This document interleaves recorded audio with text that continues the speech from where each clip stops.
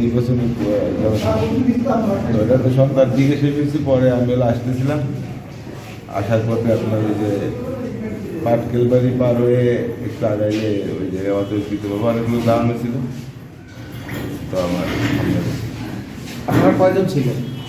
আমি আমার সাথে আর দুজন ছিল, তখন মূলত হচ্ছে আমারই করেছে। আপনাদের উপর যারা হামলা করেছে কারা চিনতে পেরেছেন কাউকে?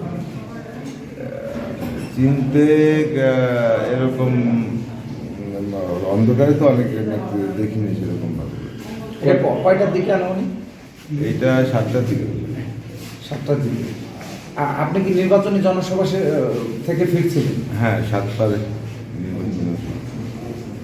তো কতজন ছিল আনুমানিক, কতজন লোক? আপনারা খুব তাড়াতাড়ি ওই যে সিসি ফুটেজ পাবেন, 150 থেকে 200 আপনাদের উপর হামলা করেছে। এটা কাউকে চিনতে পারেন?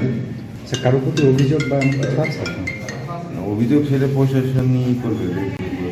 আমি তো অন্ধকারে কোনো অতর্কিতভাবে হামলা করে আমি তো ওইভাবে বলতে পারবো না। আর ওই এলাকাটা তো আমাদের থেকে অনেক দূরে, আশপাশের লোকজন তো একজন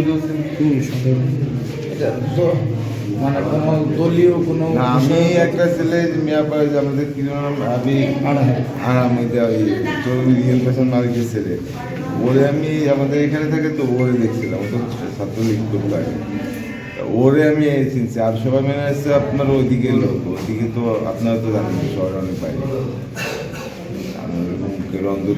একজন ছাত্র, তাকে কি আপনি ছাত্রলীগ কর্মী হিসেবে চিনেন, যাকে চিনেছেন? হ্যাঁ, ও তো আপনার ছাত্রলীগ কর্মী হিসেবে। এখন কোনো পরিচয় আছে তার?